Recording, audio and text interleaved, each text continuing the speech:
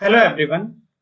तो आज के वीडियो में हम डिस्कस करेंगे कि जैसा कि अभी आप सभी लोगों को पता है कि अभी आजकल आप news channel, YouTube, Instagram, Facebook जहां कहीं भी आप ओपन करिए तो आपको एक बहुत ही गंभीर मुद्दा नजर आ रहा है जिसके ऊपर डॉक्टर्स मेनली प्रोटेस्ट कर रहे हैं।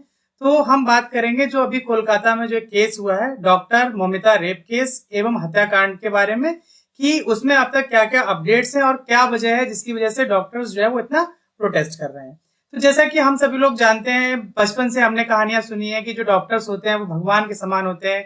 किसी मरते हुए आदमी की जिंदगी को डॉक्टर्स जो है वो बचा सकते हैं। लेकिन कभी किसी डॉक्टर के साथ अगर इस तरह की घटना होती है तो ये हमारी आत्मा को झकझोर देने वाला एक दृश्य है। इसके बारे में हम चलिए देखते हैं कि आखिर कोलकाता में क्या हुआ जिसकी वजह से जो हमारे भगवान समान डॉक्टर हैं वो आज सड़कों पर हैं और सारे डॉक्टर्स मिलकर के प्रोटेस्ट कर रहे हैं।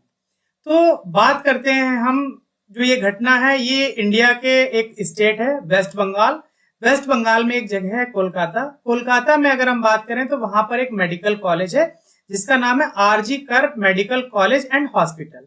वहां पर एक बहुत ही मतलब निंदनीय कृत्य हुआ है जिसकी जितनी निंदा करें हम वो कम है। उसमें हुआ क्या कि वहां पर जो मेडिकल कॉलेज है जिसका नाम है आरजी कर मेडिकल कॉलेज, जो कोलकाता वेस्ट बंगाल में स्थित है। और जो आरजी इसका फुल फॉर्म हो गया राधा गोविंदा कर कॉलेज। डॉक्टर राधा गोविंदा कर के नाम पर इसका नाम दिया गया था। ये एक बंगाली फिजिशियन एंड फिलेंथ्रोपिस्ट थे और जो ये मेडिकल कॉलेज है ये 1886 में स्टेब्लिश किया गया था। इस मेडिकल कॉलेज को 138 साल हो चुके हैं, यानी कि मेडिकल कॉलेज जो है वो 138 साल पुराना है। और जो इसका जो डॉक्टर राधा गोविंदा आरजी कर जो इसका नाम दिया गया था वो 12 मई 1948 को दिया था। जैसा कि आपको पता है कि मेडिकल कॉलेज है तो यहाँ पर बहुत सारे स्टूडेंट जो है वो कई सालों की अपनी मेहनत के बाद में नीट का एग्जाम क्लियर करते हैं। नीट का एग्जाम क्लियर करने के बाद में वो अपने एमबीबीएस या बीडीएमएस या जो भी जिस तरह से उनका रैंक आता है उसके हिसाब से वो अपनी मेडिकल की डिग्री वहां से लेते हैं। तो उसी तरह से यहाँ पर एक स्टूडेंट थी जिनका नाम है डॉक्टर मौमिता देवनाथ, जो जिन्होंने अपना नीट, जो नीट है उसको नीट यूजी बोला जाता है और उसके बाद एमबीबीएस भी हम उसको कह सकते हैं। उसके बाद में एक नीट पीजी होता है जिसे एमडी की डिग्री बोला जाता है। तो ये अपना नीट पीजी की जो डिग्री है उसको ये कंटिन्यू कर रही थी और ये सेकेंड ईयर की स्टूडेंट थी। तो second year post graduate trainee यानी कि PGT, department of chest medicine, RG Kar college, Kolkata. तो हुआ क्या कि रोजमर्रा की तरह ये अपनी ड्यूटी पर थी। तो इनकी जो ड्यूटी है वो थोड़ी कठिन होती है। जो मेडिकल जो स्टूडेंट्स हैं वो इस बात को आसानी से समझ सकते हैं कि इनको 24-24, 36-36 घंटे तक अपनी ड्यूटीज देनी होती है।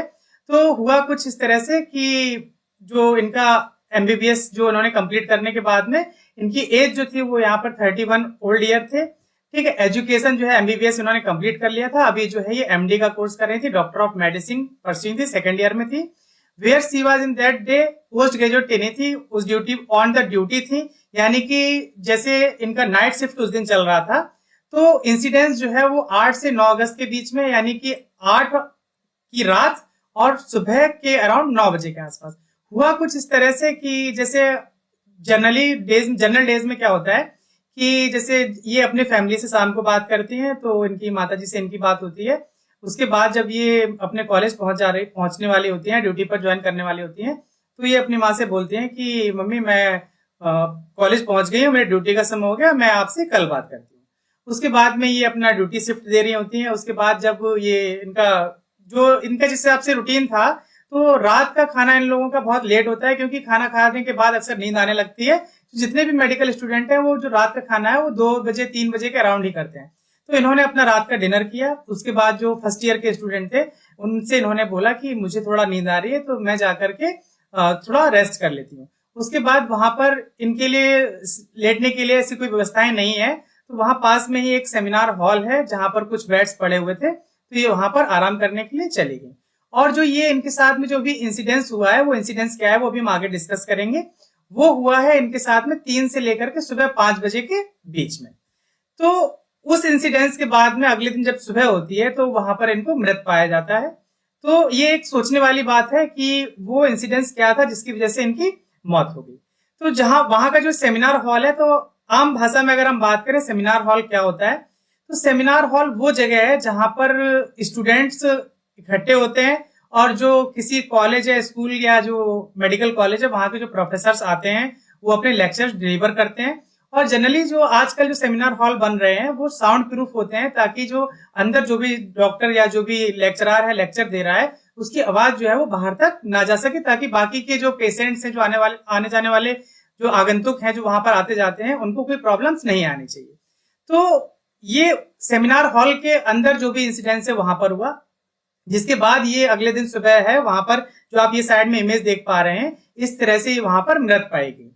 तो जब इनका पोस्टमार्टम कराया गया तो पोस्टमार्टम की यहाँ पर रिपोर्ट मैं आपके साथ शेयर कर रहा हूँ, जिस रिपोर्ट में लिखा हुआ है कि हेयर क्लिप मिला है इनकी बॉडी से, और इनकी बॉडी के पास से जो है वो इनके जो चश्मा जो ये पहन रही है, तो चश्मे का टूटे हुए पोर्शंस वहां पर मिले हुए हैं, और इनकी बॉडी पर 10 से ज्यादा इंजरीज पाई गई हैं। और जो पोस्टमार्टम किया है वो तीन डॉक्टर्स की टीम ने मिलकर के किया है। वो डॉक्टर्स के नाम जो है वो आप यहाँ पर साइड में देख पा रहे हैं, जैसे डॉक्टर नंबर 1 हो गया यहाँ पर, doctor number 2 and doctor number 3। तो यहाँ पर जब इनकी बॉडी पर जो भी एग्जामिन किया गया तो वहां पर आप देख रहे हैं ब्लीडिंग फ्रॉम बोथ आइज, इनकी दोनों आंखों से ब्लीडिंग हो रही थी, यानी कि खून बह रहा था। जो भी चश्मा था उसके इंजर्ड जो ग्लासेस है वो इनकी आंखों में चुभने की वजह से वहां से ब्लीडिंग हो रही थी। इनके माउथ पार्ट से ब्लीडिंग हो रही थी, ठीक है, फेस नेल से ब्लीडिंग हो रही थी, इनके जो वेजाइनल प्राइवेट पार्ट है वहां से ब्लीडिंग हो रही थी, लेफ्ट लेग इनका इंजर्ड था, बैली से इंजर्ड था, इंजरीज थी वहां पर। तो इस तरह से इनकी पूरी बॉडी पर 10 से ज्यादा इंजरीज के मार्क्स हैं, और कुछ कुछ ऐसे मार्क्स भी हैं जो यहाँ पर इन्होंने मेंशन नहीं किए गए हैं। वो इसकी डिटेल पोस्टमार्टम रिपोर्ट है, वहां पर आपको देखने को मिलेगा। ये वहां की केवल पोस्टमार्टम रिपोर्ट की एक समरी है। तो जब उनकी ये सुबह मॉर्निंग में इस तरह से सेमिनार हॉल में जब बॉडी पाई गई तो डॉक्टर्स ने बताया कि इनके जो लेग्स है वो दोनों देखिए अपोजिट डायरेक्शन में है, और लेग्स के बीच में जनरली आप देखेंगे तो इतना गैप नहीं होता है। मैं इस बारे में आपको थोड़ा और डिटेल में बताना चाहूंगा। तो जब आप ह्यूमन स्केलेटन की बात करते हैं तो जो हमारा ये जिसको रेड कलर से हमने हाईलाइट किया हुआ है, ये रीजन होता है हमारा हिप रीजन, और साइंस की भाषा में से पेल्विक रीजन बोलते हैं। और जो यहाँ पर जो बोन पाई जाती है इनको पेल्विक गर्डल कहा जाता है। तो ये पेल्विक गर्डल जो है वो हमारी बॉडी में पाई जाने वाली जो बोन्स हैं उसमें से एक स्ट्रॉन्गेस्ट बोन होती है, क्योंकि हमारे पूरी बॉडी के अपर पोर्शन का जो भार होता है वो इस पेल्विक गर्डल के ही ऊपर होता है। और जो ये पेल्विक गर्डल है, ये इसका एक रोल और है कि जब कभी कोई फीमेल प्रेग्नेंट होती है तो 9 मंथ तक जो बेबी होता है उसका वेट को सहन करने की कैपेसिटी होती है इसके पास में, ताकि वो इसका पूरा जो बच्चा है जो 3 किलो या 2.5 किलो जो भी उसका वेट होता है बर्थ के टाइम पर, ये 9 महीने तक उसको सहन कर सकती है। तो इस बोन को ब्रेक करना किसी एक इंडिविजुअल के बस की बात नहीं है। तो वहां पर जो अभी वेस्ट बंगाल के जो पुलिस कर्मचारी या जो भी लोग बोल रहे हैं कि इस कृत्य में केवल एक इंसान जो शामिल है, तो किसी एक इंसान के लिए किसी एक इंडिविजुअल को अकेले इस तरह से इंजर्ड करना पॉसिबल नहीं है। तो ये मेरा पर्सनल मत है कि इस कृत्य में एक से ज्यादा लोग शामिल हैं और जिनको बचाने के लिए ये सब काम किए जा रहे हैं। चलिए हम आगे की तरफ समझते हैं कि इस कहानी का ये जब इंसिडेंस हुआ तो जो वहां के केवल जो डॉक्टर्स थे उन्होंने सबसे पहले प्रोटेस्ट स्टार्ट किए। बाकी जो हमारा देश था वो इस बात से अनजान था कि ऐसा भी कुछ कृत्य हुआ है। लेकिन जैसे जैसे ये बात सोशल मीडिया और इन सब माध्यम से आगे फैलने लगी तो धीरे धीरे सब जगह इस तरह की आवाज उठने लगी कि इसके बारे में जांच होनी चाहिए और जो भी कल्प्रिट हैं उनको सजा मिलनी चाहिए। तो हुआ क्या कि जो आरजी कर कॉलेज है, मेडिकल कॉलेज है, वहां के जो प्रोफेसर या प्रिंसिपल हैं उनका नाम है संदीप घोष। अब बात करते हैं संदीप घोष के बारे में। तो संदीप घोष जी जो है इनको 2021 में आरजी कर जो हॉस्पिटल है वहां का प्रिंसिपल बनाया गया था। जो घोष हैं ये सर्जन है और एक प्रोफेसर है और ये ऑर्थोपेडिक्स है। He was also known to be close to TMC leader, जो वहां की पार्टी है तृणमूल कांग्रेस, जो ममता बनर्जी जिसको लीड कर रही हैं। ऐसा माना जाता है कि ये उस पार्टी के एकदम क्लोज हैं। Following massive protest Sandeep Ghosh resigned from his position. जब इस तरह से यहाँ पर जो बंगाल के कई सारे डॉक्टर्स थे, जब उन्होंने प्रोटेस्ट स्टार्ट किया तो संदीप घोष जी ने जो अपनी पोस्ट थी 2 दिन के बाद, जब उनका 2 दिन तक प्रोटेस्ट चलता रहा, उसके बाद इन्होंने अपने जो पोजीशन थी उससे रिजाइन दिया। इन्होंने खुद रिजाइन दिया या किसी के कहने पर रिजाइन दिया, इस बारे में हम कुछ क्लियर कट नहीं कह सकते हैं। लेकिन जब कभी इस तरह का कृत्य हो रहा है, आपके कॉलेज के अंदर हो रहा है, तो आपको अगले दिन ही 2 दिन के बाद आपने किया ना, जब कृत्य हुआ उसके 5 मिनट के अंदर ही आपको इसकी रिस्पॉन्सिबिलिटी लेते हुए आपको बोलना चाहिए था कि जो भी घटना हुई उसके लिए आपको माफी मांगनी चाहिए सबसे पहले, और सबसे पहले आपको रिजाइन देना चाहिए था। लेकिन उन्होंने रिजाइन दिया 2 दिन बाद, और ये रिजाइन जो है मेरी नजरों में इस रिजाइन का कोई मतलब नहीं है, क्योंकि जहां पर ये आर के कर जो मेडिकल कॉलेज है उससे जस्ट 4 किलोमीटर दूर पर एक दूसरा कलकत्ता नेशनल मेडिकल कॉलेज है, वहां पर इनको अपॉइंट कर दिया गया एज ए प्रिंसिपल। तो इस तरह के इनके रिजाइन का कोई भी जो मतलब है वो समझ में नहीं आता। जब भी कोई व्यक्ति इस तरह के किसी क्राइम में मतलब पाया जा रहा है कि आपके यहाँ पर ऐसा क्राइम हुआ है, तो आप किसी पोजीशन, दूसरी इंस्टीट्यूट की पोजीशन आप उसको कैसे ऑफर कर सकते हैं। तो यहाँ पर मेरा एक क्वेश्चन मार्क है वेस्ट बंगाल के जो मतलब जो अभी इस टाइम के जो मिनिस्टर है उनसे, कि इस तरह के कृत्य कैसे पॉसिबल हुआ। आपने बिना किसी सीबीआई जांच किए निर्दोष पाए गए, आपने किसी दूसरे मेडिकल कॉलेज का उनको प्रिंसिपल कैसे बना दिया गया। खैर ये सब बात की बात है। अभी जो इसमें जो कार्रवाई चल रही है, अभी जो वहां का हाई कोर्ट है उसने इसको सीबीआई को सौंप दिया है। सीबीआई अब इस पूरे मामले की जानकारी कर रही है, और जो भी अपडेट्स रहेंगे वो हम आपके साथ में साझा करते रहेंगे। लेकिन जो आरजी गर्ग कॉलेज जो मेडिकल कॉलेज है, वहां के जो एक्स एम्प्लॉय हैं, जो डिप्टी सुपरिटेंडेंट अख्तर अली जी हैं, इन्होंने बताया कि जो यहाँ के प्रिंसिपल थे वो स्टूडेंट्स को अल्कोहल प्रोवाइड करते थे, और लूटेड मनी इस तरह के ये कृत्य में पहले भी पाए गए हैं, ऐसा जो यहाँ के एम्प्लॉय थे, पूर्व एम्प्लॉय, उनका ये कहना है। और ये एक जो प्रिंसिपल है यहाँ के घोष जी, ये एक वेरी करप्ट पर्सन है और लाइक ए माफिया है, ऐसा इनका मानना है या इनका कहना है। तो अब बात करते हैं कि जो घोष है ये संदेह के घेरे में क्यों है। इसकी कई सारे पॉइंट्स हैं, हम एक एक करके सारे पॉइंट्स को डिस्कस करेंगे। तो पहला पॉइंट ये है कि अस्पताल में ट्रेनी डॉक्टर के रेप मर्डर की सूचना पुलिस को क्यों नहीं दी गई। जब किसी जगह पर कोई इस तरह की घटना होती है तो सबसे पहले आपकी एक नैतिक जिम्मेदारी बनती है कि जो आपके एरिया की सबसे पास की पुलिस है, आप सबसे पहले आप उसको इन्फॉर्म करिए। बिना बॉडी को टच किए हुए सबसे पहले आपको इन्फॉर्म करना होता है अपने नियरेस्ट जो पुलिस स्टेशन है वहां पर। सबसे पहली चूक यही हुई कि इन्होंने किसी भी पुलिस स्टेशन में नियर वाले में इंफॉर्मेशन नहीं दी। दूसरी संदेह की वजह यह है कि मृतक डॉक्टर के परिवार से रेप मर्डर की बात छिपाई गई।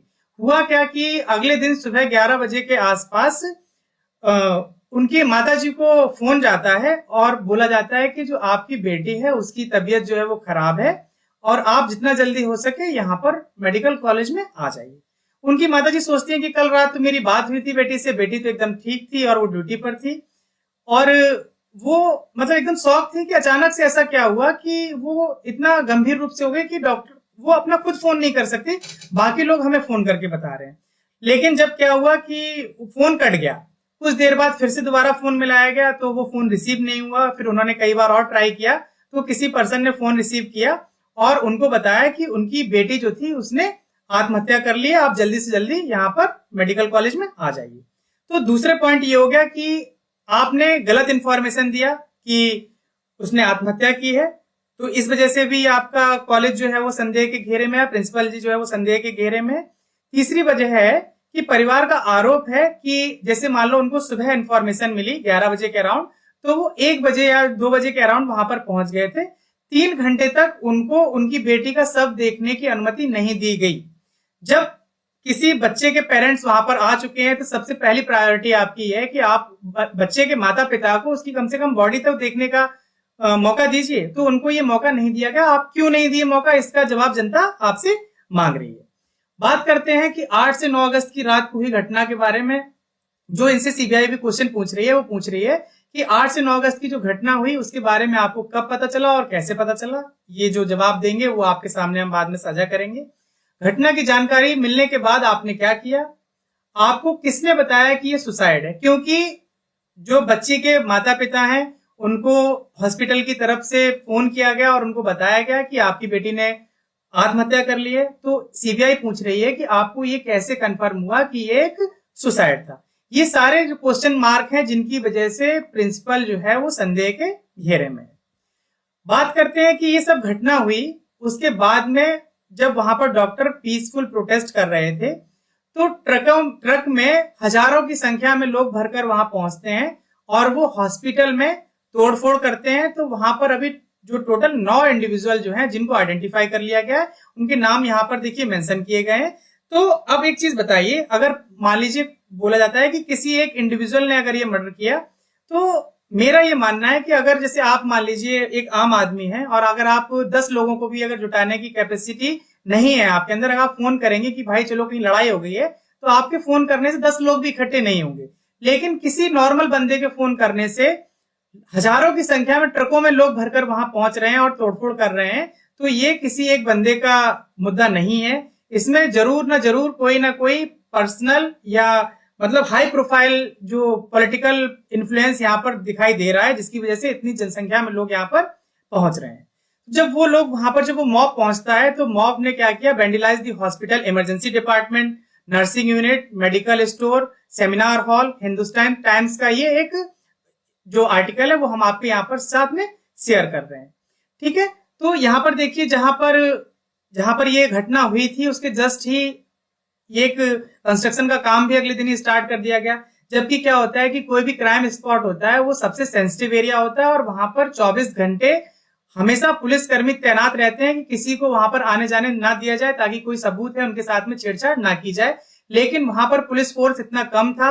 आप कुछ वीडियोस में आपके साथ शेयर करूंगा, आप उन वीडियोस में देख पाएंगे कि किस तरह से जो आम पब्लिक के सामने पुलिस आ जा रही है, लेकिन वो किसी भी मॉब को या जो वहां पर लोग तोड़फोड़ कर रहे हैं उनको रोकने की कोशिश नहीं कर रहे हैं। तो इस तरह से ये देखा जाए तो ये किसी ना किसी तरह से सबूत को मिटाने की कोशिश की जा रही है, ताकि जो भी इस कांड में जो शामिल लोग हैं उनको बचाया जा सके। इसमें अब पुलिस की क्या भूमिका है, पुलिस क्यों संदेह के घेरे में, हम इसके बारे में भी जानना चाहेंगे। क्योंकि पुलिस जो है वो हमेशा अपने ऊपर के जो अधिकारी होते हैं, नेता होते हैं, उनके कंट्रोल में होती है। तो क्यों ये घेरे में, हम उसके बारे में बात करते हैं। तो कोलकाता पुलिस ने इसको अप्राकृतिक मौत का मामला दर्ज किया सबसे पहले, ठीक है। पहले इन्हें इंतजार करना चाहिए था पोस्टमार्टम का कि ये अप्राकृतिक है या नहीं है, कि किस वजह से डेथ हुई है, वो इनको यहाँ पर चेक करना चाहिए। फिर पोस्टमार्टम रिपोर्ट में गैंग रेप की आशंका के बावजूद भी रेप एंड मर्डर का केस दर्ज किया गया।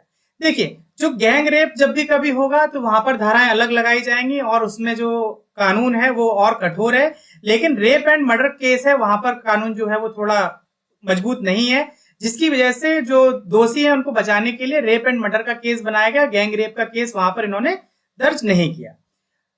अगला पॉइंट जिसकी वजह से वो पुलिस है वो इसके घेरे में है, शंका के घेरे में। पुलिस ने केस को पूर्व प्रिंसिपल संदीप घोष का बयान दर्ज नहीं किया, जबकि सबसे पहला आपका काम होता है कि जैसे ही आपको खबर मिली हॉस्पिटल की तरफ से या जो मीडिया है जहां से भी आपको खबर मिली, तो आपको सबसे पहले जो वहां का मेन इंचार्ज था उसका आपको बयान दर्ज करना चाहिए था कि घटना किस तरह से हुई, क्या हुआ, वो सब आपको जानकारी लेनी चाहिए थी। पुलिस का आरोप, उसने एक आरोपी संजय राय को गिरफ्तार करने के बाद आगे जांच को बढ़ा दिया गया। तो अभी इस पॉइंट पर भी हम आएंगे कि कैसे संजय राय जो है वो पुलिस की गिरफ्त में आया।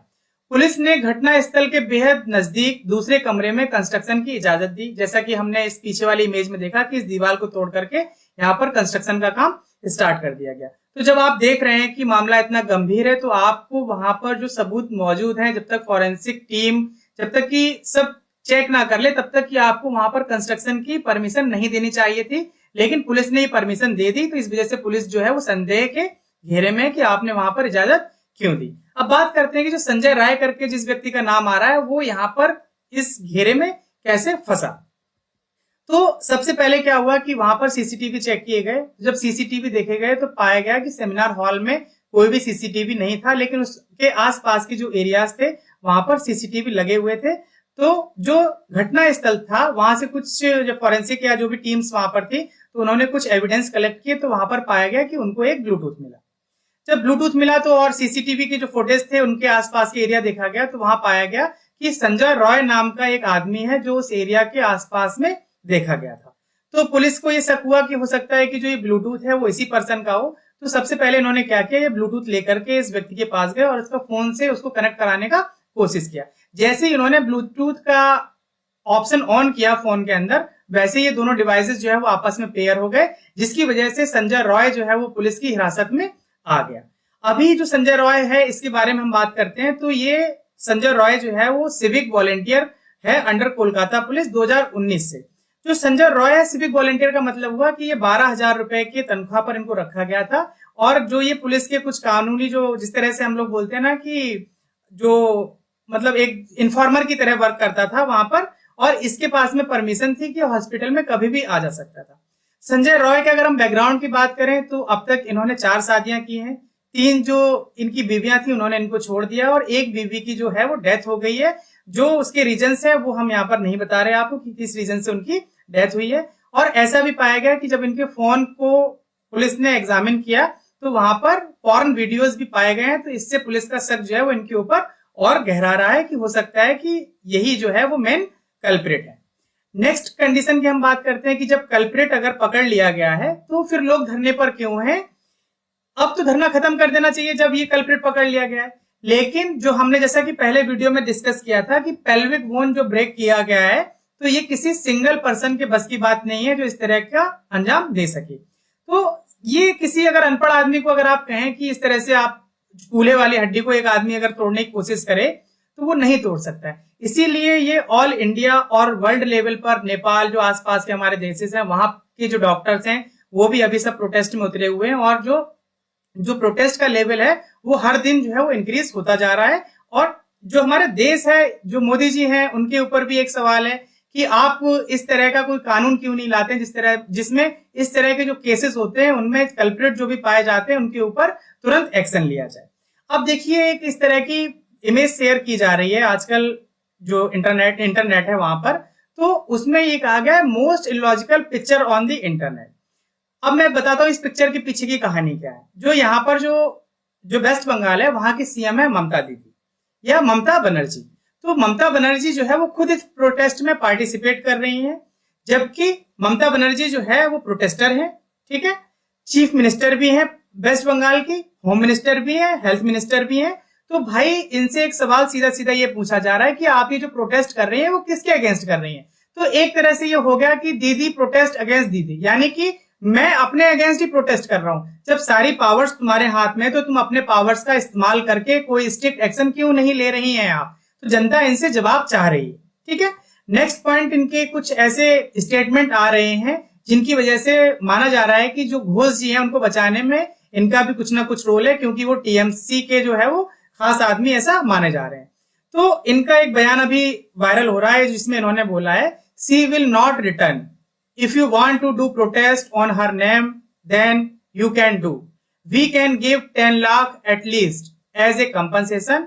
ये है ममता बनर्जी का बयान। क्या किसी की जान की कीमत आप 10 लाख रुपए लगा सकते हैं? अगर नहीं लगा सकते तो उस व्यक्ति को इंसाफ मिलना चाहिए, हमारा बस इतना कहना है।